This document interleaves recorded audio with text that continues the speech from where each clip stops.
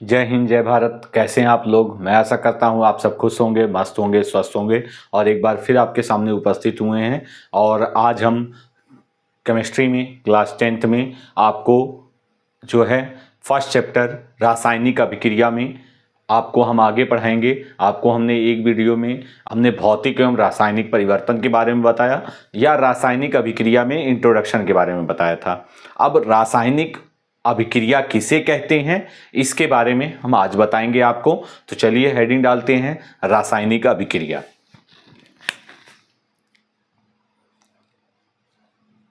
रासायनिक अभिक्रिया।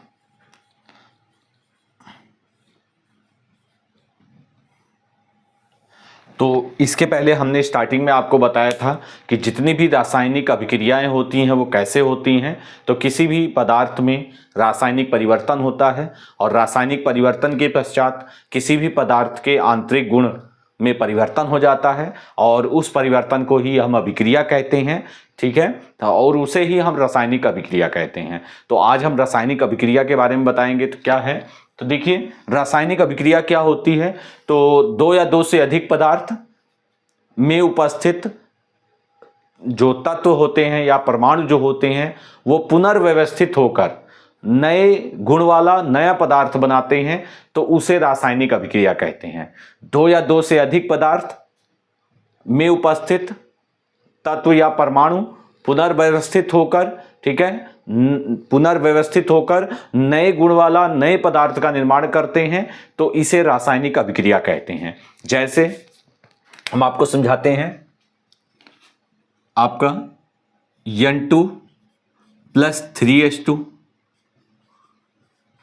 2NH3। तो इस प्रकार से N2 है, ये दो या दो से अधिक पदार्थ हैं, ठीक है, ये गैसियस स्टेट में है, ठीक है, गैस रूप में है। तो दोनों के जो परमाणु होते हैं, ठीक है, वो पुनर्व्यवस्थित होकर आपस में व्यवस्थित होकर नए गुण वाला नया पदार्थ बनाते हैं। तो इसे हम क्या कहेंगे? इसे हम रासायनिक अभिक्रिया कहते हैं। इसे हम क्या कहते हैं? रासायनिक अभिक्रिया। तो देखिए परिभाषा, डेफिनेशन लिखेंगे। दो या दो से अधिक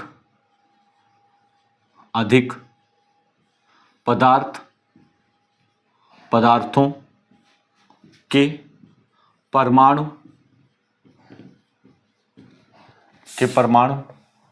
पुनर्व्यवस्थित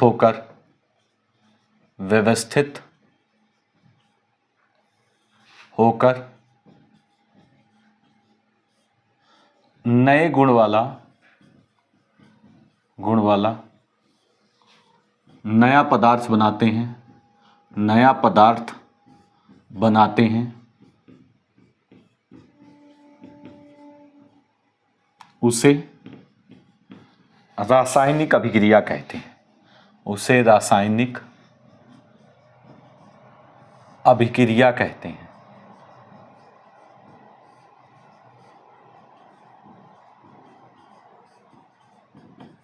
ठीक है, तो उसे रासायनिक अभिक्रिया कहते हैं। तो ये क्या है? ये रासायनिक अभिक्रिया है, इसे रासायनिक अभिक्रिया कहेंगे हम। ठीक है, और रासायनिक अभिक्रिया में जो पदार्थ भाग लेते हैं उन्हें अभिकारक कहते हैं। तो इसे भी हम नोट करेंगे। अभिक्रिया में भाग लेने वाले पदार्थ अभिकारक कहलाते हैं।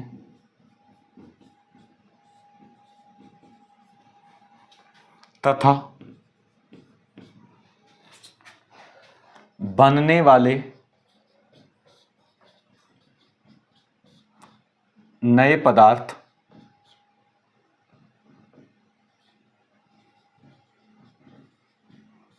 अभिकारक कहलाते हैं, उत्पाद कहलाते हैं, उत्पाद कहलाते हैं। तो इस प्रकार से जो ये किसी अभिक्रिया में ये भाग लेने वाले पदार्थ हैं, तो इन्हें हम क्या कहेंगे, इन्हें हम अभिकारक कहेंगे। इन्हें हम क्या कहेंगे, अभिकारक या रिएक्टेंट कहते हैं, रिएक्टेंट कहते हैं,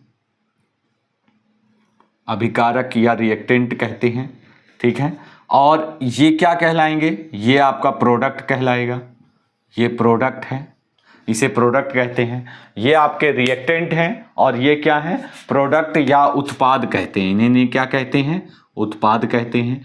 तो इस प्रकार से हमने किसी अभिक्रिया में भाग लेने वाले पदार्थों को अभिकारक कहते हैं और जो बनने वाला नया पदार्थ होता है उसे उत्पाद कहते हैं। इसके बारे में बताया।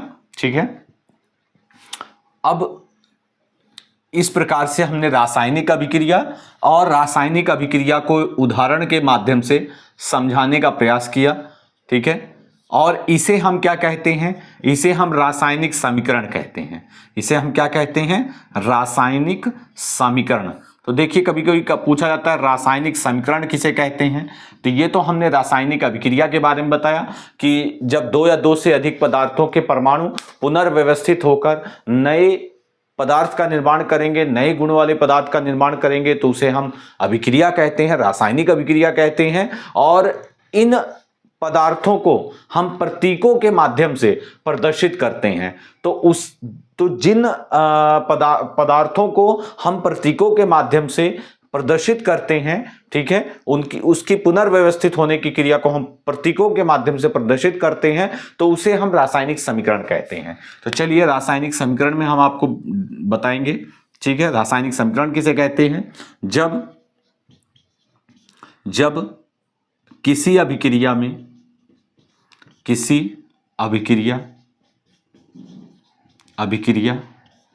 में अभिकारकों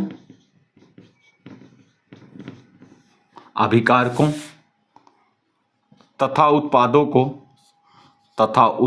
को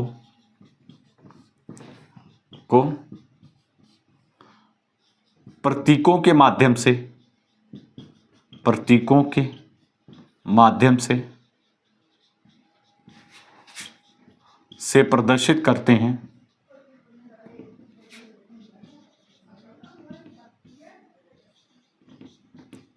प्रतीकों के माध्यम से प्रदर्शित करते हैं, तो उसे रासायनिक समीकरण कहते हैं। उसे रासायनिक समीकरण कहते हैं।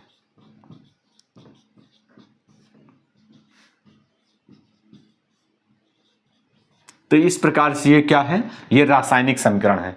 तो आपको हम स्टार्टिंग से केमिस्ट्री के फर्स्ट चैप्टर से स्टार्टिंग से आपको हम सारी चीजें आपको पॉइंट टू पॉइंट आपको पढ़ाते चल रहे हैं, और हमारे साथ इसी तरह से मेहनत करते रहिए और चीज़ों को समझते रहिए। निश्चित रूप से आपको बोर्ड एग्जाम में इससे 100% इससे क्वेश्चन मिलने ही मिलने वाला है, और कोई भी चीज़ जो है आपसे बचेगी नहीं। तो ये हमने रासायनिक अभिक्रिया के बारे में बताया, रासायनिक समीकरण के बारे में बताया। ठीक है, अब इसके पश्चात हम बताएंगे आपको समीकरणों को संतुलित करना, कि समीकरण को आप संतुलित कैसे कर सकते हैं। ठीक है, चलिए इसको मिटाते हैं।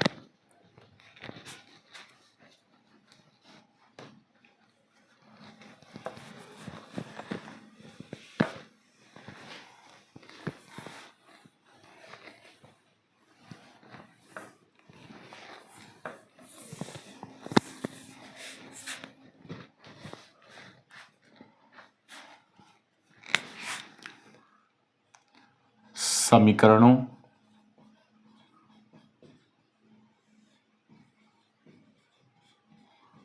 को संतुलित करना।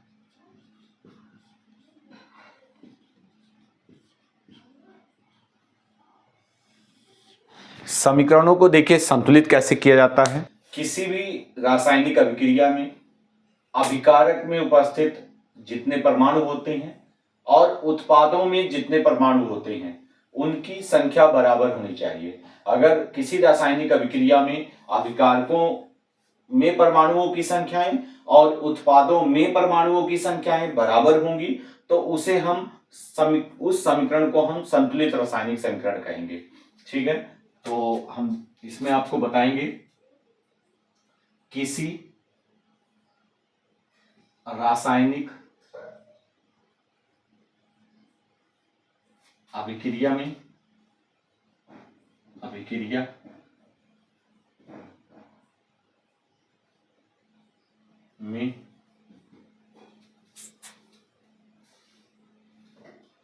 अभिकारकों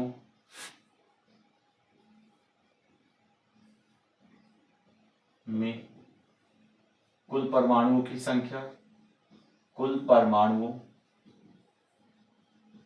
संख्याएं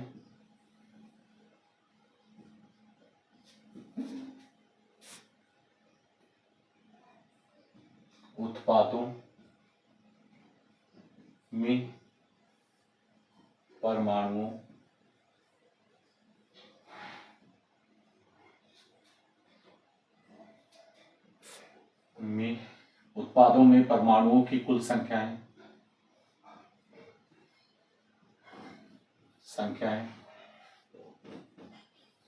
बराबर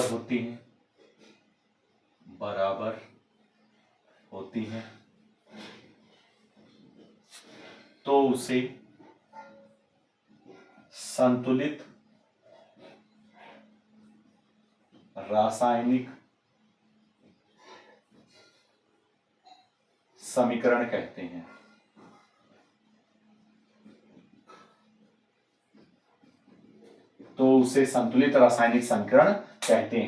तो देखिए आपको हमने संतुलित रासायनिक समीकरण के बारे में लिखा है, ठीक है। अब हम उदाहरण के माध्यम से संतुलित करना आपको बताएंगे। जैसे फर्स्ट समीकरण लेते हैं N2 प्लस H2 और NH3। देखिए ये समीकरण है, ये संतुलित रासायनिक समीकरण नहीं है, तो इसको हम संतुलित करेंगे। देखिए कैसे संतुलित करेंगे इसे हम, देखिए यहाँ N2 के 2 परमाणु हैं और यहाँ N2 के सिंगल परमाणु हैं, तो हम यहाँ 2 है तो यहाँ पर हम क्या करेंगे 2 संख्या ऐड कर देंगे। देखिए हम नीचे संख्या नहीं ऐड कर सकते हैं, हमेशा हम आगे संख्या ऐड कर सकते हैं। तो यहाँ 2 है तो यहाँ भी 2 ऐड करेंगे, नाइट्रोजन की संख्या 2 हो गई, ठीक है। नाइट्रोजन बैलेंस हो चुका है। अब हम आगे बढ़ते हैं, हाइड्रोजन देखते हैं। यहाँ हाइड्रोजन की संख्या 2 है और यहाँ हाइड्रोजन की संख्या 6 है, ठीक है। 2 3 6 संख्या है, तो यहाँ भी 6 करने के लिए हम इसको 3 से गुणनफल कर देंगे तो हाइड्रोजन की संख्या 6 हो जाएगी। इस प्रकार यह संतुलित रासायनिक समीकरण है, यह संतुलित समीकरण है, इसे हम संतुलित समीकरण कहेंगे, ठीक है। इसे हम क्या कहेंगे, संतुलित समीकरण कहेंगे। चलिए ये हमने एक समीकरण आपको संतुलित करके बताया। दूसरा हम बताएंगे दूसरा समीकरण। तो दूसरा समीकरण देखिए, इस H2S plus O2 next SO2 plus H2O। देखिए ये आपका एक समीकरण है, इसको भी हमें संतुलित करना है। तो संतुलित करने के लिए देखिए हाइड्रोजन की संख्या 2 है और यहां भी हाइड्रोजन की संख्या 2 है, तो ठीक है। नेक्स्ट आगे बढ़ते हैं, यहाँ सल्फर 1 है, यहाँ ऑक्सीजन 2 है, यहाँ ऑक्सीजन 3 है। तो इसके लिए हम क्या करेंगे, अगर हम यहाँ पे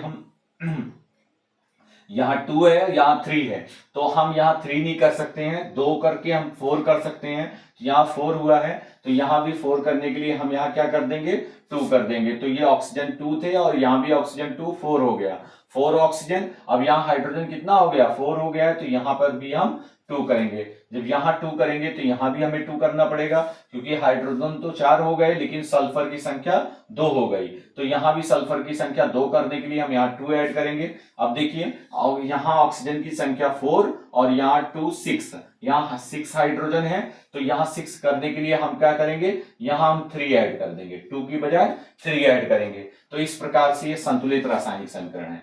ये संतुलित रासायनिक समीकरण हमने बनाया। तो इस प्रकार से संख्याओं को ऐड करके हम किसी भी रासायनिक समीकरण को संतुलित कर सकते हैं, ठीक है। और हम बताते हैं एक एग्जांपल और बताते हैं आपको, ठीक है। नेक्स्ट समीकरण एल्युमिनियम AlCuCl2 नेक्स्ट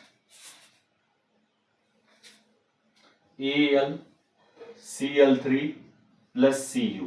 देखिए इस समीकरण को हमें संतुलित करना है।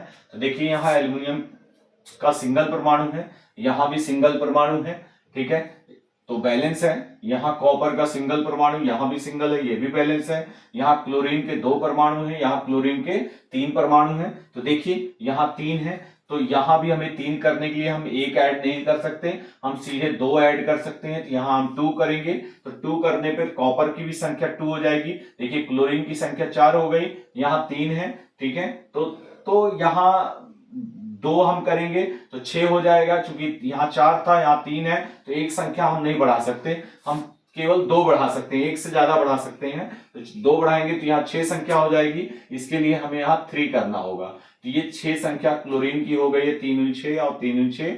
क्लोरीन बैलेंस हो चुका है, लेकिन कॉपर की संख्या 3 हो चुकी है, तो यहाँ हम 3 ऐड कर देंगे।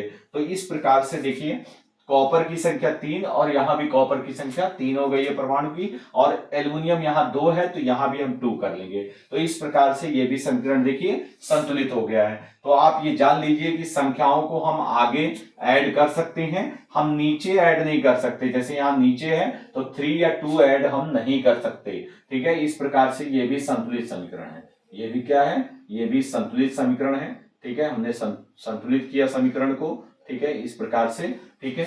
नेक्स्ट एक और एक उदाहरण के माध्यम से आपको हम समझाने का प्रयास करते हैं, ठीक है।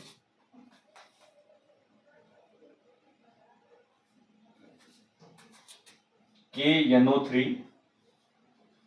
नेक्स्ट KNO2 प्लस O2, ठीक है।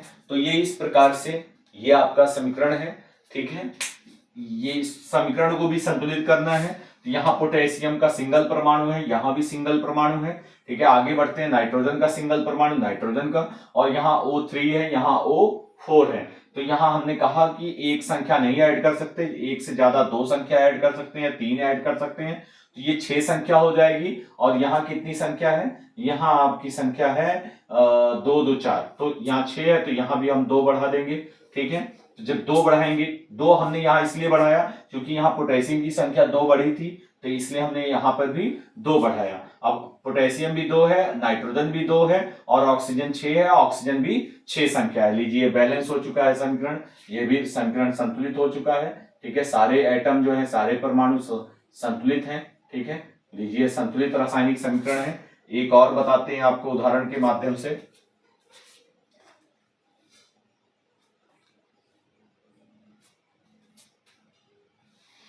MgCl2 प्लस AgNO3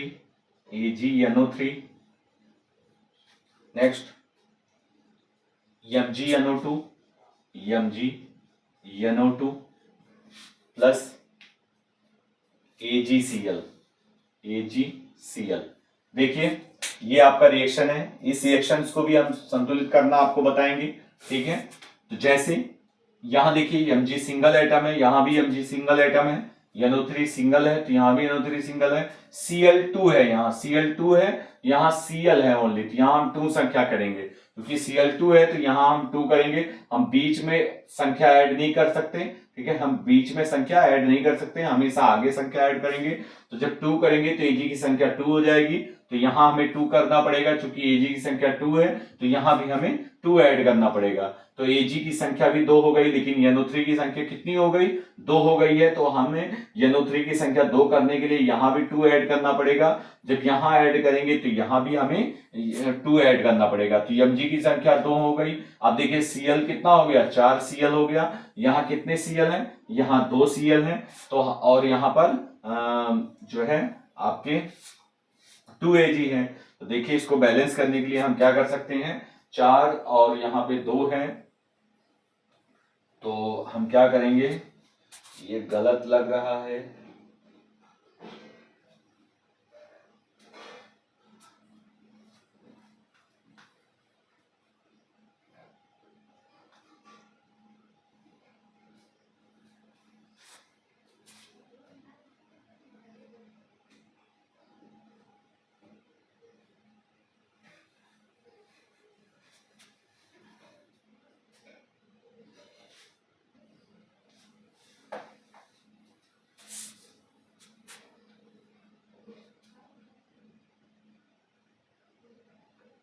पांचवा देखिए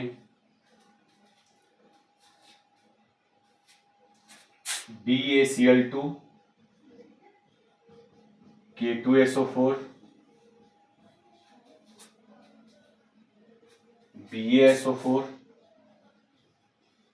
प्लस KCl KCl। ठीक है, देखिए तो यहाँ Ba की संख्या 1 है, यहाँ भी 1 है। आगे हम बढ़ते हैं, Cl2 2 है, यहाँ Cl सिंगल है, तो यहाँ हम 2 ऐड कर लेंगे। ठीक है, Cl की संख्या 2 हो गई। अब पोटेशियम की संख्या भी 2 हो गई, यहाँ भी पोटेशियम की संख्या 2 है। SO4 की 1 है, SO4 लीजिए, यहाँ केवल 2 ऐड करना था और ये समीकरण क्या हो गया, संतुलित हो गया। ठीक है, और एक और उदाहरण हम बता देते हैं, लास्ट एक और उदाहरण आपको हम बताते हैं। ठीक है, MnO2 plus HCl plus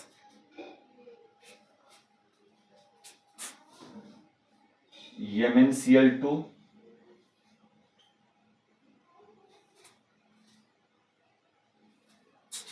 H2O plus Cl2।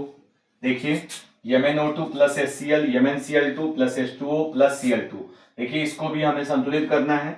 Mn की संख्या मैंगनीज की सिंगल है, ठीक है, O की संख्या 2 है, यहाँ O की संख्या सिंगल है, तो यहाँ हम 2 ऐड करेंगे तो ऑक्सीजन की संख्या 2 हो जाएगी, यहाँ भी 2 है। आगे हम बढ़ते हैं, हाइड्रोजन सिंगल है, यहाँ हाइड्रोजन 4 है, तो यहाँ हम 4 लिखेंगे।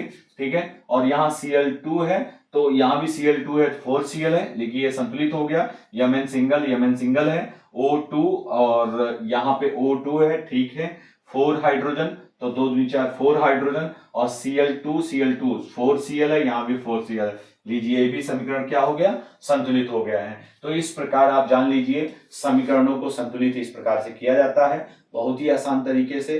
ठीक है, नेक्स्ट वीडियो में फिर हम मिलते हैं, आपको हम रासायनिक अभिक्रियाओं के प्रकार लेकर आएंगे। ठीक है, और वो भी बहुत आसान तरीके से और बहुत ही इजी तरीके से आपको हम समझाने का प्रयास करेंगे। धन्यवाद।